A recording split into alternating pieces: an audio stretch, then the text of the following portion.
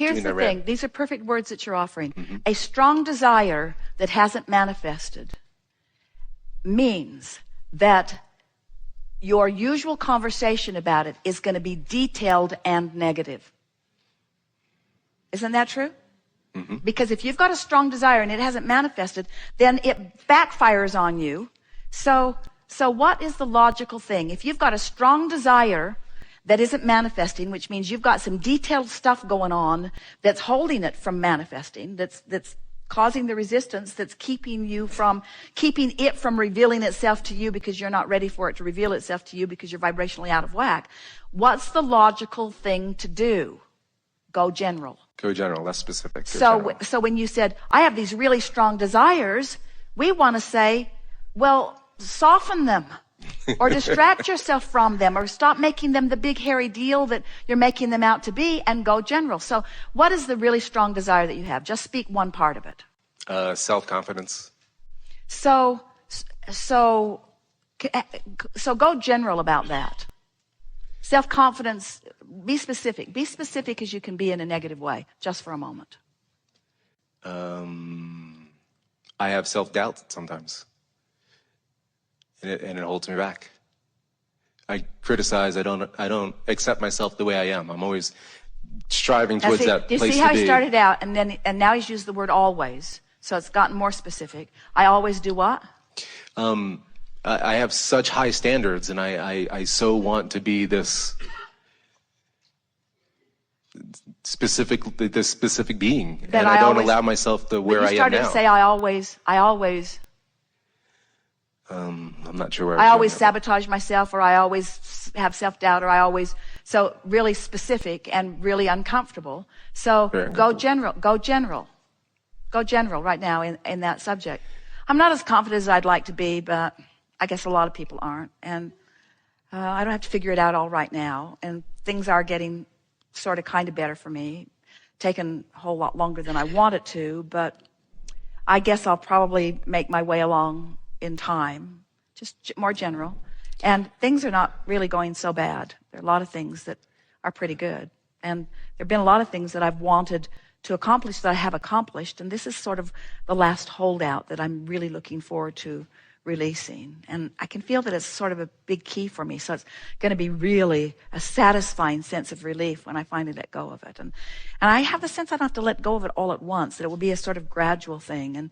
And so I think it's time for me to stop torturing myself about things that aren't happening this red hot minute, and just start appreciating the great life that I do have and the wonderful things that I am uncovering and discovering about myself. And I really like being alive at this time. This is a fun time to be alive. It's fun to know the concept of law of attraction. It's fun to know about my emotional relationship to it. I like knowing that the true presence of who I am is a really good feeling being. And it also is satisfying to me to realize that anytime I don't feel confidence, that I'm feeling doubt in myself, that what that means for sure, is that I'm thinking a thought that my inner being doesn't think.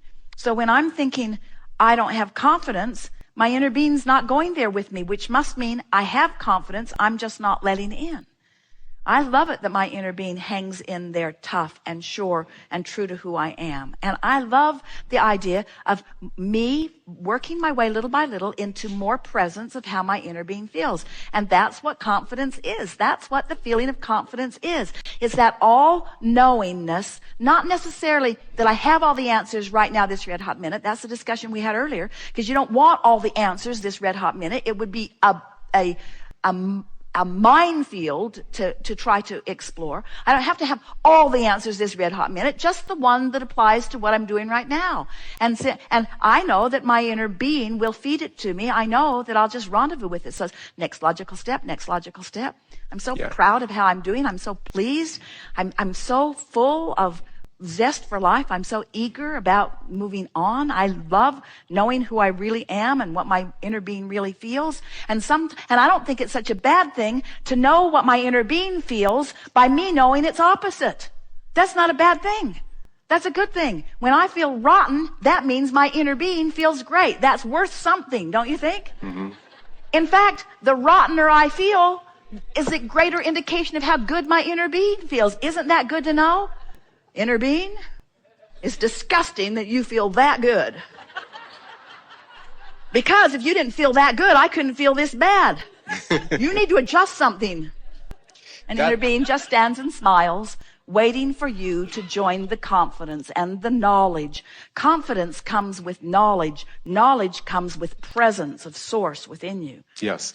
And the confidence, I think I may have chosen the wrong word, but that's No, all you accurate didn't. and very good. No, you didn't. It's a perfect word. For me, it's self-criticism. It's like they're not allowing where I am now. Like, it feels like my desire is so strong that where I am now compared to where I want to be. Feels that my desire is too strong. Let's go back there. I've got such a strongly focused, I have a strong desire that I'm on the flip side of, and I can't get there from there. In other words, my desire is so strong, but I'm not practiced in the other end of it. So every time you say that, you've been saying that a lot. I have a really, really, really strong desire. I have big goals. I have big expectations of myself and of life and of the government and of the economists. I have big expectations, and they and myself are letting us all down. In other words, and we say, go general, go general. It keeps working out. The earth keeps spinning. The sun comes up every morning. The plants keep growing. The water keeps flowing. My heart pumps all through the night without my attention to it. Things are working well. I have big desires, but I have in time the ability to achieve all of them. It's just one step at a time. I don't have to go faster than I can go. When Esther was growing up, she lived in a very small town. There were 721 people until she left.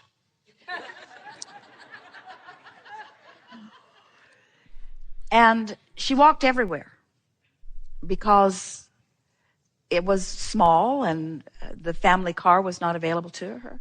And she remembers the feeling of needing to go faster and not being able to. In other words, you can only walk so fast. In other words, she just wanted to teleport herself there. In other words, that feeling of impatience, of not being able to cover a distance any faster. And that a lot of you have those feelings. It's just in the airport, the announcement says, "Thank you for your patience." And Esther always says, "I am not patient."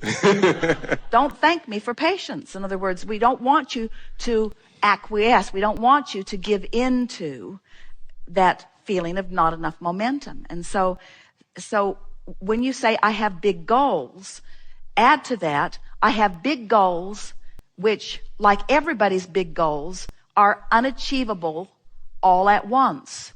It's not ever been my goal to live it all now. It's been my intention as I came forth to savor the unfolding of it. In other words, when somebody hands you an ice cream cone that is the most delicious ice cream that you have ever tasted. You've tasted it all of the flavors from all of the places, and you've identified that this is the one that you like the best. And it's this wonderful day, and it's piled high, and it's in your hand, and you don't say, I'm going to see how quickly I can eat this. I'm going to see how fast I can bring this ice cream experience to an end. How quickly can I get this over with? Instead, you savor it, don't you? Don't you savor it? Don't you lick it off your arm and up your hand and down the cone? Absolutely. And you don't even want any of it to drip on the sidewalk. You try to get it all. In other words, you... And that comes back to where I started with, that's the level of presence that I wish again. And I do have that experience, just speaking of the rushing and the fast pace and the trying to get to all these things that I want. And so I'm playing that game of balance. But here's the game we want you to play. Because you've done the vortex work, then there's not a void of good things that are happening. There's a constant unfolding of good things that are happening. Information being given to you, being revealed to you, the path unfolding. And when you are in the process of closing that gap, you don't feel impatience. You feel gratified and worthy and satisfied and eager to watch the unfolding of it. It makes the farness from where you want to be even more delicious, because the journey is satisfying every step of the way. It doesn't matter how far you are from where you want to be, as long as you're moving in the direction of it, there's satisfaction. you see. And most people keep thinking that the satisfaction only comes when you get there. That's flawed. That satisfaction lasts that long. And then you're off saying, is that all there is? Is that all there is? And so the closing of the gap is such a delicious thing as long as you're closing the gap. So we don't want you to be critical of your negative emotion. We just want you to make it more general so that you can begin feeling the momentum of closing the gap. You don't even have to be positive before you start feeling good. Isn't that weird? Because everything's relative. When you were specifically negative, being less specifically negative feels better, and being generally negative feels better still. And then, can't you feel it beginning to build and build and build and build and build? And do you really want to miss any of that? Do you really want to miss any of that? Barbara and Esther were so playful in the airport in Atlanta that they began making friends with all kinds of people who followed them through. It was like they were making a movie together. One family was on the plane, on the tarmac, on the plane when they couldn't operate the jetway, on the plane when the jetway was this far from the ramp, where the jetway was this far from the plane, and they all could have easily leaped across it and made their flights, but they wouldn't let them because there is a federal guideline that says there cannot be a gap. And Esther said, I can't even spit in that hole. It's so narrow. In other words, really, no one could fall through that. Nothing could fall through that. But there is a rule. And so it's as it is unfolding and they are having fun with all of that, the flight attendant said to Barbara and Esther, on about 10 occasions, you're in timeout. Which was her way of saying, I'm really enjoying how much fun you're having in this situation. And then as they were leaving the area, Jerry wrote in his email that he sent to some, an awareness that just came to him recently, that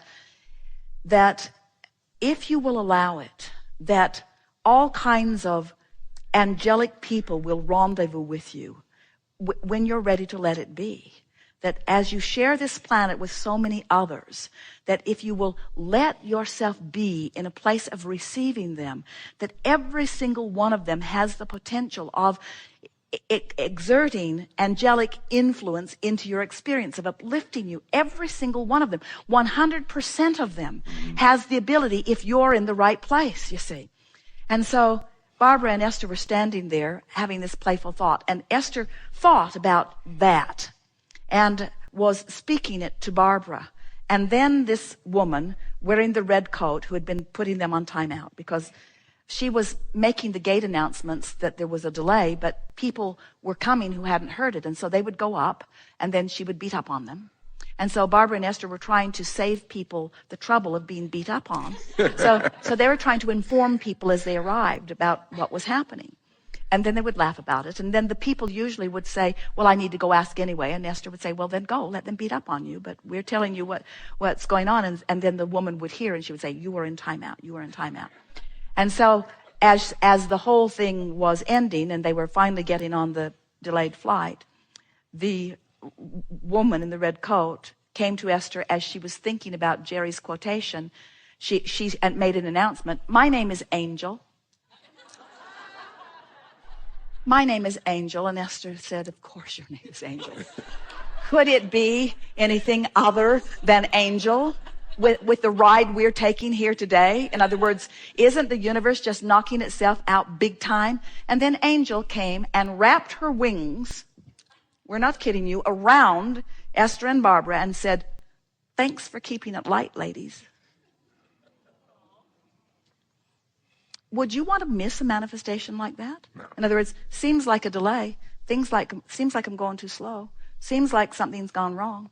When really what's happened is the universe has orchestrated for you an opportunity to savor life in detail. Because where are you going anyway? Where are you going? Where are you going? Where are you going? You want to go stand in a line at Disneyland? Where are you going? Where are you going? Isn't this why you're here anyway? Aren't you here for these interactions? Aren't you here for this co-creation? Aren't you here for these goosebump moments? Aren't you here to savor life with other savors of life? Isn't that what it's all about? Yes, indeed. Present in the moment. Yes, thank you so much. Love you very much.